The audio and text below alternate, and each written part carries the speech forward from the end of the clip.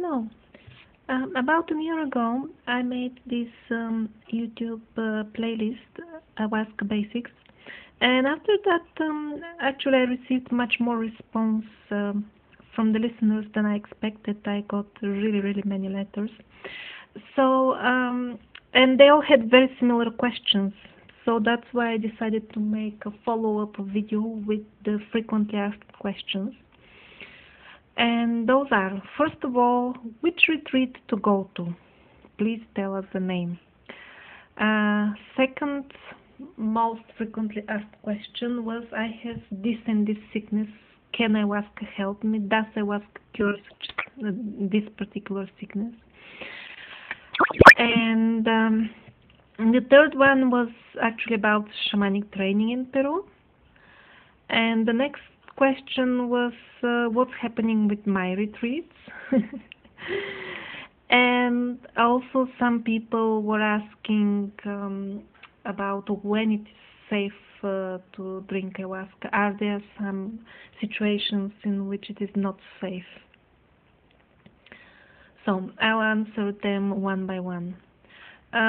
First of all, it was really a large number of letters I got, so where to go? Actually, please recommend us a place in Peru. Although the first thing I recommend is not to go to Peru, but find people of your own country and of your own mentality to drink to. Anyway, no, I do not recommend or non-recommend any places in Peru. For the simple reason that I noticed that the people who run the retreats, they're usually not prefer not to be commented on. So that's why I will not comment on any particular retreats. And unfortunately, I continue receiving emails, but please tell us about this and that. Is it good? No, I really cannot say. Moreover, I have visited actually a very small fraction of the hundreds of ayahuasca retreat centers in Peru. There are really too many of them. I doubt if anybody can visit them all and evaluate them all anyway. Okay, the second one is what kind of illnesses does ayahuasca cure and what illnesses it doesn't help? Well, actually, it's not. It doesn't seem to work on that principle. People suffering from the same sickness get different results. Some of them get cured very quick. Some of them get never cured of the same sickness. Also, I don't see a correlation between the seriousness of the sickness and if it is curable or not. You know, sometimes people with serious problems get cured and relatively less serious medical conditions remain uncured. Yes, I can say that usually chronic and severe sicknesses take much longer and much more ceremonies. But in terms of curable or not, I haven't noticed any such correlation myself. I would like to make a research with volunteers and make proper statistics. I hope that some European government will really allow such research to take place in Europe. Actually, I think a much better approach to this topic is to change the question to how exactly does ayahuasca cure? And I find it hard to put it in words, but I will try. Well, all problems like sicknesses and actually other problems in life, they have their astral root. Something is not correct in our psyche, so to say, and the suffering is a sign to us that is supposed to remind us we have to change something. We are in a school here, something is wrong, something needs to be repaired. And there is no like standard way to tell you, oh, if your nose hurts, it means that you're too proud or something like that. No, it doesn't work that way. Everybody has to do this self-examination himself or herself and find out what is the reason for each problem. In some cases, actually, the problem will be already repaired on the astral plane, and when we drink ayahuasca, as if magically, very serious sicknesses sometimes will disappear even in one go. In other cases, ayahuasca will give us actually kind of a homework and help us do this self-study and help us understand what's wrong. And in due course of time, as we remove the reason, the problem will disappear itself. Other times, we will simply not have enough sincere desire, and actually we will not get cured. I'm aware that this sounds very theoretical and vague, and if I have to try to put it in more practical words, what are these astral problems? I mean, this is maybe if we use the language from the East, this would be like karma that is not good. But what is really karma? Well, I mean, how to understand it in a practical way? I think the nearest that we can try to put it in English is our belief system. Usually karma is explained like that. In your past life you stole something from somebody, and that's why in this lifetime he will come and steal something back from you.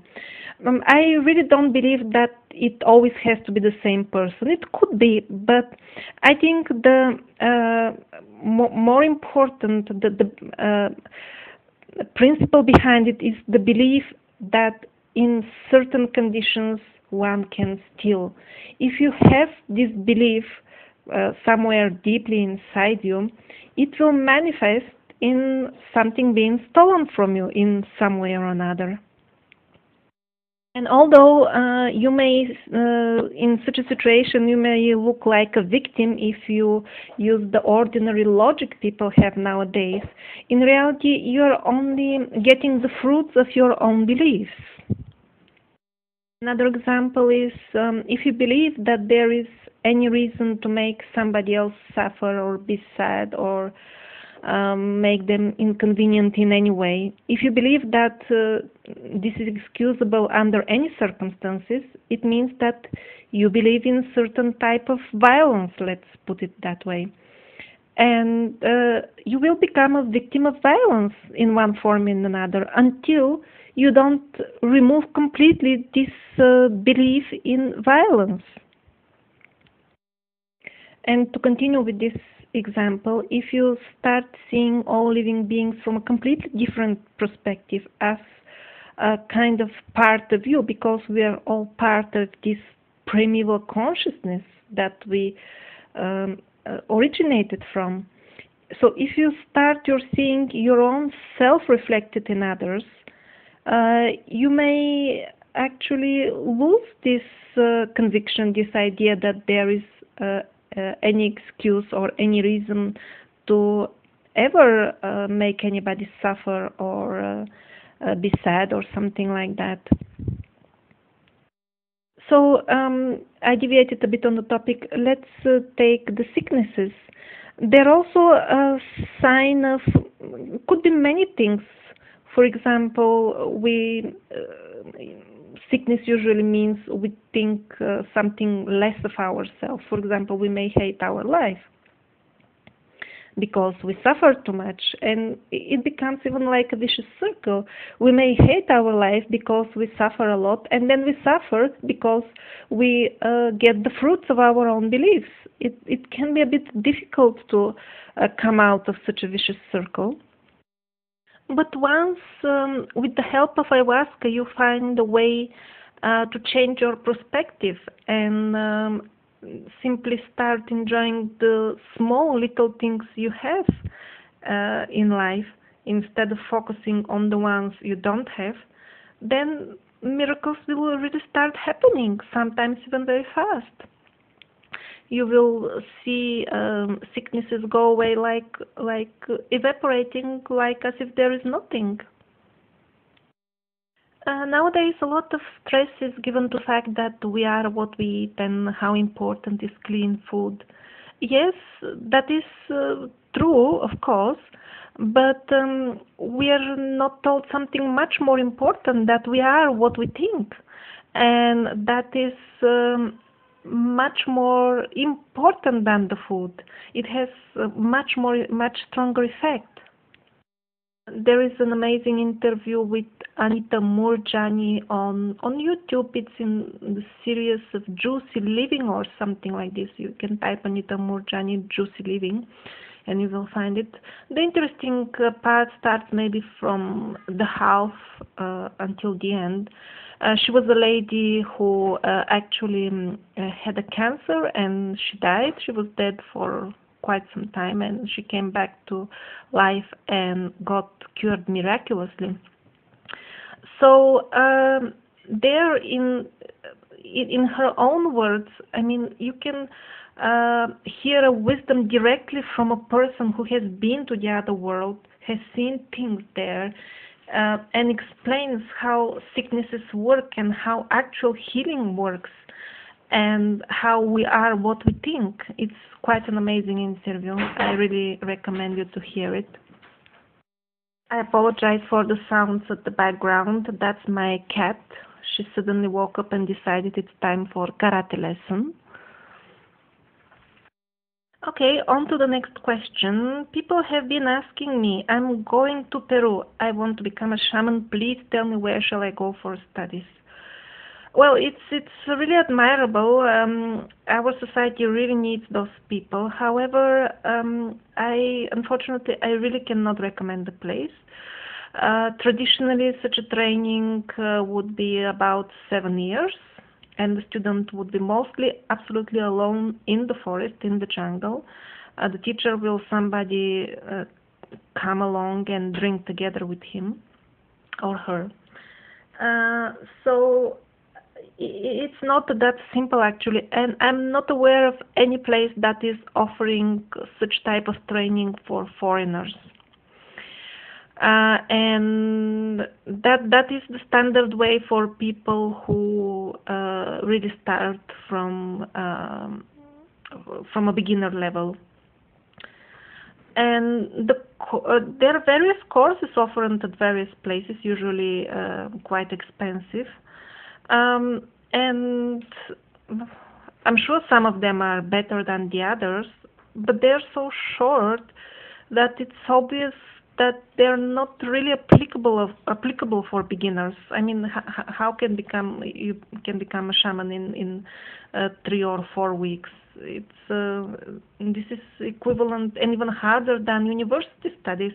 How many people can learn a full university 6-year university course within 3 weeks? These are very few people that can do that. Geniuses. So yeah, the courses offered are either for advanced learners or geniuses.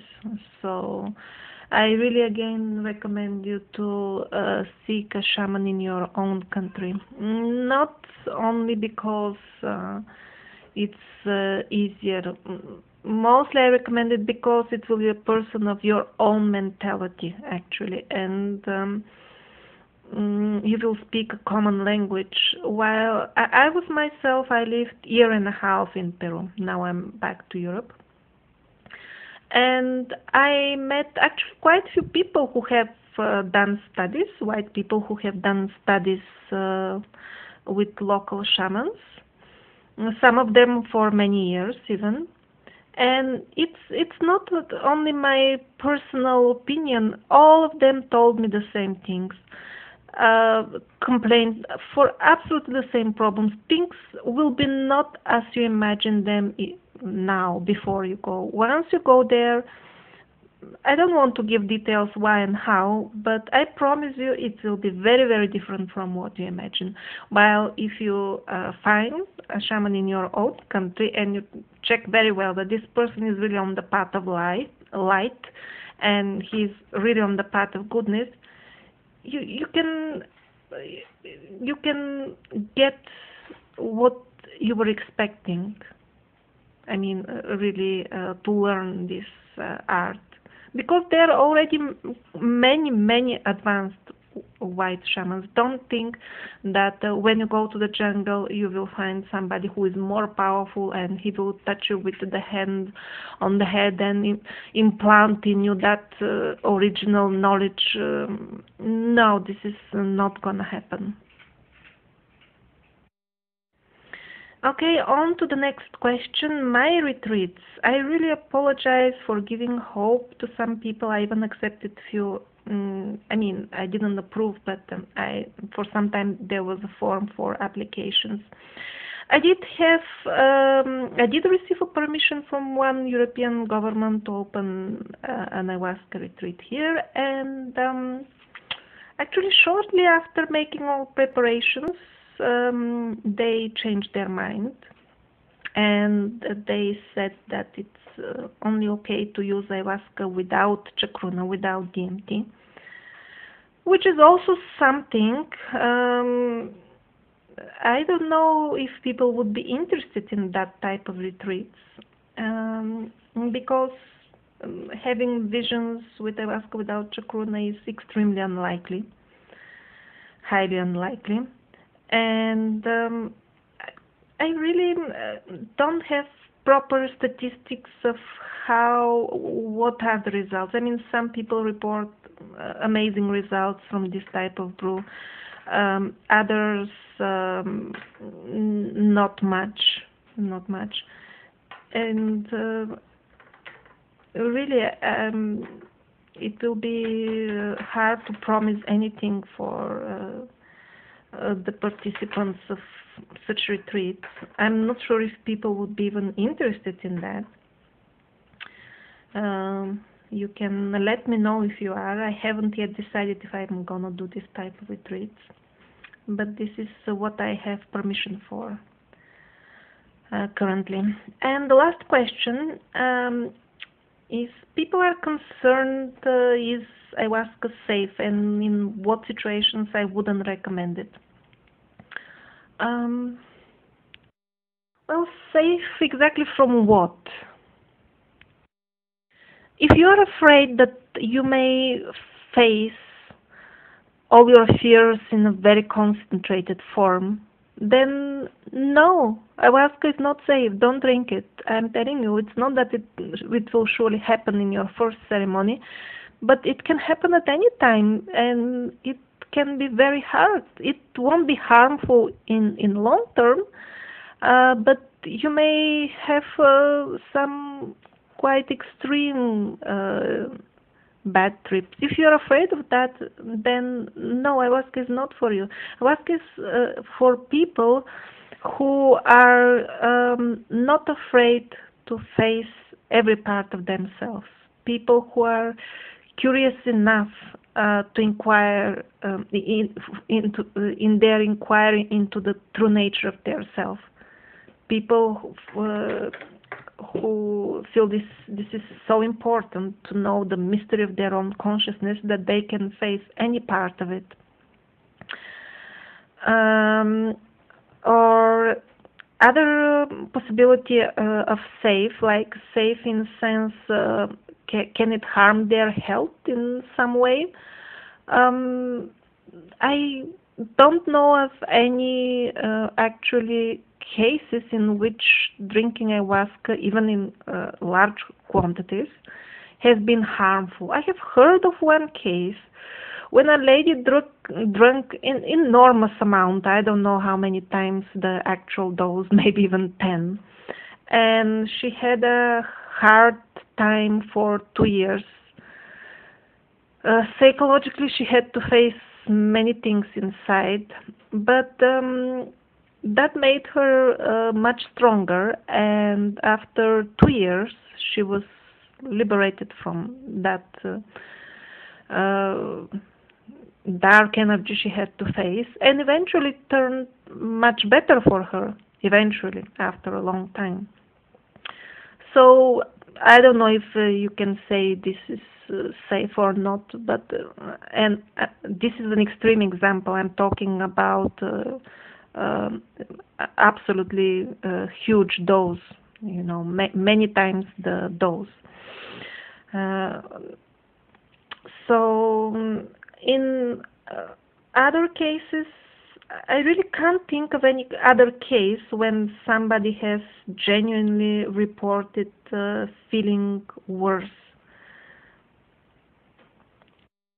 and not getting better after that, because you may feel worse for a short period but then get better. Okay, safe in terms, some people are afraid maybe I will die if I drink ayahuasca. Dying after drinking ayahuasca is extremely rare. Usually, this will be people who are already very sick and they would die anyway. Um, and some people have been writing me with an advice, asking for advice in such situations, like somebody had a sick heart or something like that. Well, if you have a sick heart, depends how serious it is, then I would recommend drinking only 5 or 10% of a dose, but only from a well-tested bottle, well-tested batch of ayahuasca. Not that you buy some herbs somewhere and you read in the recipe this much grams and you cook and you calculate the dose like this. No, no, this dose could be very, very strong, and that could not be the real dose, or you may be very sensitive. By tested batch, I mean a bottle that at least 3-4 people have been drinking for 2-3 ceremonies, and they have established some average dose for this particular bottle. And you can take, let's say, 10% of that dose if you have some serious sickness. You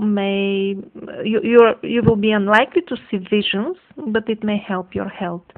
And if you're really dying, then I would advise you to take only a few drops of ayahuasca, because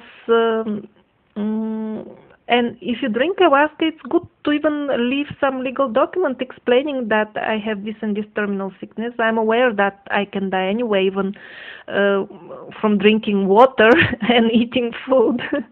Otherwise, if you die after drinking ayahuasca, even if you die a few days or weeks after drinking ayahuasca, still in the newspapers, in the news, it can appear yet another druggie overdosed.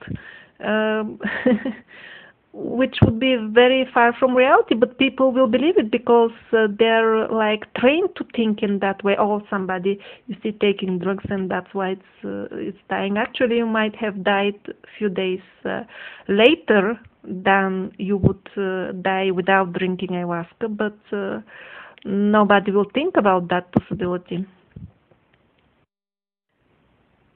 Thank you for listening, and I hope this could be of any use to you.